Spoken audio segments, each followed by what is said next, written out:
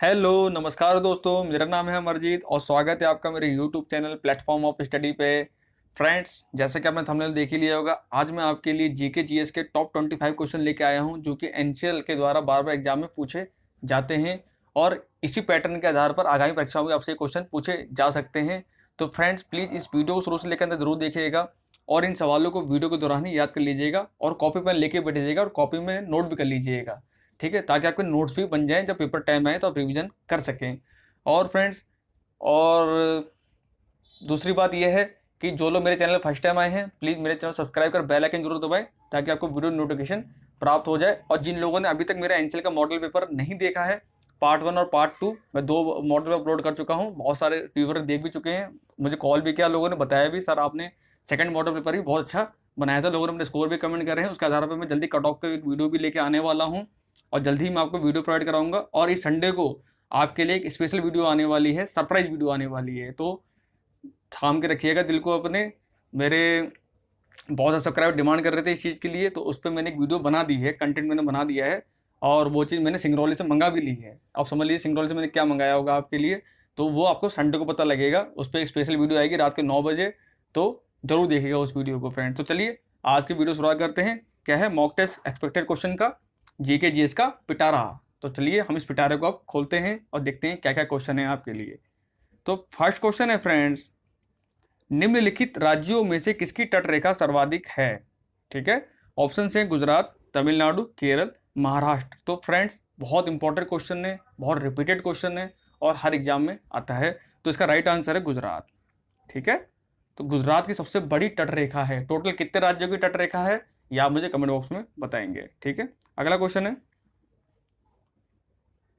भारत में सर्वाधिक वर्षा किस मानसून से होती है? दक्षिण पश्चिम मानसून, दक्षिण पूर्वी मानसून, उत्तर पश्चिम मानसून, उत्तर पूर्वी मानसून। तो फ्रेंड, इस क्वेश्चन का जो राइट आंसर है वो ऑप्शन नंबर है दक्षिण पश्चिम मानसून। सबसे ज्यादा बारिश इसी मानसून की वजह से होती है। ठीक है, अगला क्वेश्चन है, बांदीपुर प्रोजेक्ट टाइगर रिजर्व किस राज्य में स्थित है? असम, राजस्थान, कर्नाटक, मध्य प्रदेश। तो फ्रेंड, इस क्वेश्चन का राइट आंसर वो है कर्नाटक।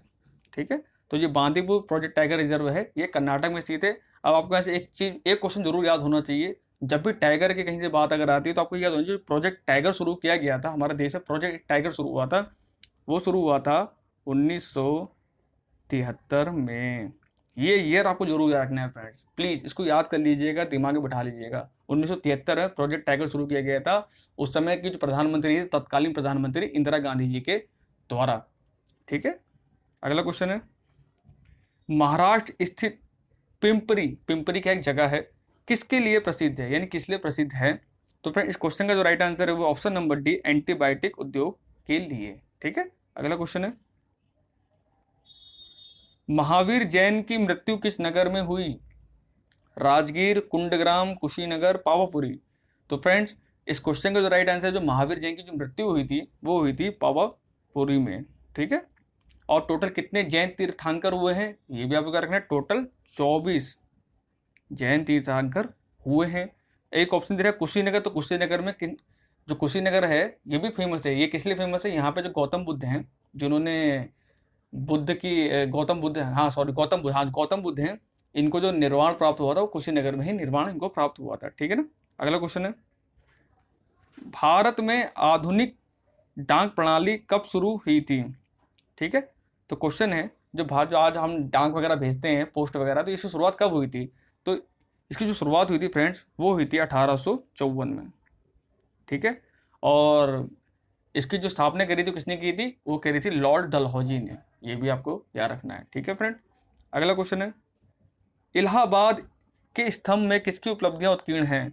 तो फ्रेंड, जो इलाहाबाद स्तंभ है उसमें समुद्रगुप्त के बारे में बहुत कुछ बताया गया, समुद्रगुप्त के बारे में। तो राइट आंसर हो जाएगा समुद्रगुप्त। और समुद्रगुप्त को भारत का नेपोलियन भी कहा जाता है, ये भी याद होना चाहिए आपको। अगला क्वेश्चन है, कवि कालिदास किसके राजकवि थे? तो फ्रेंड्स, अभी आपको मैंने मॉडल पेपर बताया हुआ था, इन्होंने किताब, बड़ी फेमस किताब भी लिखी है, अभिज्ञान शकुंतलम। तो वो कालिदास के द्वारा ही लिखी गई है, उससे बहुत सारे नाटक भी बन चुके हैं। तो फ्रेंड, जो कवि कालिदास थे ये चंद्रगुप्त द्वितीय के समय में थे, चंद्रगुप्त द्वितीय। ठीक है ना, अगला क्वेश्चन है, राष्ट्रकूट वंश की स्थापना किसने की?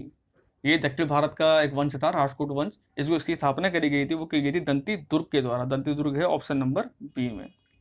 ठीक है, याद रखना है आपको। अगला क्वेश्चन है, 73वां संविधान संशोधन किससे संबंधित है?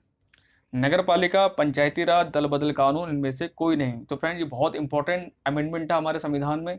इसके द्वारा ही ग्राम पंचायतों का परिचय कराया गया था। तो ये किससे संबंधित है? ये पंचायती राज से संबंधित है। और ये कब हुआ था? ये अमेंडमेंट हुआ था 1992 में। ये भी आपको याद रखना है, ठीक है ना। तो 73वां संविधान संशोधन पंचायती राज से संबंधित है। और सबसे पहले जो ग्राम पंचायत की व्यवस्था करी गई थी, स्थापना करी गई थी, किसने की थी? वो राजस्थान की थी। राजस्थान के नागौर एक गांव है, वहां पे पंचायती राज की शुरुआत सबसे पहले वहीं की गई थी। ये भी आपको याद रखना है, ठीक है। अगला क्वेश्चन है, 74वां संविधान संशोधन किससे संबंधित है? तो 73 और 74, ये दोनों बहुत इंपॉर्टेंट है फ्रेंड। तो 74वां है ये। अब ये 74वां जो क्या था, ये शहर के लिए गया था। जो शहर होते हैं वहाँ पे नगर पालिकाएं होती हैं, जो नगर पालिका से संबंधित हैं। जो लोग शहर में होंगे उनको पता होगा, जो गाँव में होंगे उनको भी पता होगा। अगला क्वेश्चन है, उच्च न्यायालय यानी हाईकोर्ट के न्यायाधीशों को शपथ कौन दिलाता है? मोस्ट इंपोर्टेंट सवाल और मोस्ट कंफ्यूजिंग सवाल। राष्ट्रपति, सर्वोच्च न्यायालय का मुख्य न्यायाधीश, मुख्यमंत्री, राज्यपाल। तो फ्रेंड्स, अक्सर लोग इस क्वेश्चन का आंसर तो क्या लगा के आते हैं? इस क्वेश्चन का आंसर लोग लगा के आते हैं राष्ट्रपति, जो कि आंसर सरासर गलत है। क्योंकि जो हाईकोर्ट होता है वो स्टेट के अंदर होता है, ठीक है ना। स्टेट के अंदर में आता है, स्टेट जुडिशरी में आता है। तो वहाँ पे जैसे पूरे देश के लिए राष्ट्रपति मेन होता है, वैसे स्टेट के लिए राज्यपाल मेन होता है, हर स्टेट के लिए। तो उनको जो शपथ दिलाता है वो राज्यपाल दिलाता है। लेकिन अगर सर्वोच्च न्यायालय के मुख्याधीश की इसकी बात करी जाएगी, जो सुप्रीम कोर्ट के मुख्य न्यायाधीश होते हैं, उनको कौन शपथ दिलाता है? तो उसका आंसर आपका राष्ट्रपति हो जाएगा। जैसे अभी जो हमारे मुख्य न्यायाधीश कौन है, वो है अरविंद बोबड़े जी, जस्टिस अरविंद बोबड़े। तो उनको शपथ किसने दिलाई थी? उनको शपथ दिलाई थी श्री रामनाथ कोविंद जी ने, ठीक है ना। ये आपको याद रखना है। आई होप अब इसमें कंफ्यूजन आपको नहीं होगी इस क्वेश्चन में कभी भी। अगला क्वेश्चन है, रथ यात्रा उत्सव कहाँ मनाया जाता है? सबको पता होगा, पुरी की रथ यात्रा बड़ी फेमस रथ यात्रा है। तो कहाँ मनाया जाता है? ये पुरी में मनाया जाता है, ठीक है। अगला क्वेश्चन है, नवरोज त्यौहार किससे संबंधित है? सिख, मुस्लिम, पारसी, हिंदू। तो फ्रेंड, जो नवरोज त्यौहार है इसको नवरोज भी बोलते हैं, नवरोज भी बोलते हैं। ये पारसी लोगों से संबंधित है, ऑप्शन नंबर सी, ठीक है ना। और जो रतन टाटा है वो भी पारसी हैं, ये पता होगा आपको। लोक चित्रकला मधुबनी किस राज्य में लोकप्रिय है? तो फ्रेंड्स, इसका राइट आंसर वो है बिहार। तो जो मधुबनी है वो बिहार की बहुत फेमस लोक चित्रकला है। अगला क्वेश्चन है, कौन सा मुगल शासक चित्रकारों का सबसे बड़ा संरक्षक था? अकबर, औरंगजेब, शाहजहां, जहांगीर। तो फ्रेंड, इसका राइट आंसर वो है जहांगीर। और जो न्याय की घंटी भी लगवाई थी जहांगीर ने, ये भी आपको पता होना चाहिए। न्याय की घंटी लगाने वाला कौन सा मुगल शासक था? तो वो था जहांगीर, ठीक है ना। अगला क्वेश्चन है, छोटा नागपुर पठार की सबसे ऊंची चोटी है? मोस्ट इंपोर्टेंट सवाल। धूपगढ़, महाबलेश्वर, पारसनाथ, पंचमढ़ी। तो फ्रेंड, इसका राइट आंसर है वो है पारसनाथ। अगला क्वेश्चन है, सिलवासा राजधानी है? दादरा नागर हवेली की, अरुणाचल प्रदेश की, दमन द्वीप की, लक्षद्वीप की। तो फ्रेंड, जो सिलवासा राजधानी है ये है दादरा नागर हवेली की, ठीक है ना। अगला क्वेश्चन है, भारत का प्रमाणिक समय उस स्थान का स्थानीय समय है जो स्थित है कोलकाता के समीप, दिल्ली के समीप, भोपाल के समीप, इलाहाबाद के समीप। तो फ्रेंड, जो भारत का जो मानक समय लिया गया है वो इलाहाबाद के समीप नैनी से लिया गया है। नैनी एक जगह है, इलाहाबाद है, नैनी, वहीं से हमारी जो जीएमटी लाइन है हमारी वो जाती है। तो इस राइट आंसर जाएगा इलाहाबाद के समीप। और हमारा जो समय है वो जीएमटी से कितना घंटे आगे है? वो है हमारा 5.5 घंटे आगे। ये भी आपको पता होना चाहिए, ठीक है ना। अगला क्वेश्चन है, निम्नलिखित में से किस नदी को वृद्ध गंगा के नाम से जाना जाता है? गोदावरी, कावेरी, कृष्णा, महानदी। तो फ्रेंड, जो वृद्ध गंगा के नाम से जानी जाती नदी है वो है गोदावरी, ठीक है ना। और गोदावरी के शहर, गोदावरी नदी किनारे कौन सा शहर बसा हुआ है? तो ये भी आपको पता होना चाहिए, नासिक। महाराष्ट्र का जो नासिक है, जहाँ पे ऑरेंज सबसे ज़्यादा पैदा होते हैं, ऑरेंज अंगूर वगैरह, ये वहीं पर है, ठीक है ना। अगला क्वेश्चन है, कृष्णा नदी का उद्गम स्थल है? महाबलेश्वर, मुल्ताई नगर, ब्रह्मगिरी पहाड़ियाँ, जाना पावो पहाड़ियाँ। तो फ्रेंड, जो ये कृष्णा नदी निकलती है ये निकलती है महाबलेश्वर से। और ये महाबलेश्वर कहाँ पर है? ये महाराष्ट्र में स्थित है। ब्रह्मगिरी की पहाड़ी से, ये भी याद रखना आपको, यहाँ से निकलती है कावेरी नदी। आपको बता देता हूँ, ये भी क्वेश्चन आता है, ठीक है। जाना पाओ पहाड़ी, यहाँ से कौन सी नदी निकलती है बताइए? ये मध्य प्रदेश से पड़ता है। और इसका मैंने आंसर बताया भी आपको एक बार वीडियो में। तो इसका आंसर आप मुझे बताएंगे कमेंट बॉक्स में। देखता हूँ मेरी वीडियो कौन देखता है पूरी पूरी। अगला क्वेश्चन है, जोजिला दर्रा किस राज्य में स्थित है? हिमाचल प्रदेश, सिक्किम, उत्तराखंड, जम्मू कश्मीर। तो फ्रेंड, ये जो जोजिला दर्रा है, जोजिला पास है, ये स्थित है जम्मू कश्मीर में। और आपको पता है जम्मू कश्मीर जो आर्टिकल 370 है अब हटा दिया गया है। अब 2 यूनियन टेरिटरी बना दी गई हैं, एक जम्मू कश्मीर और एक लद्दाख। ठीक है ना।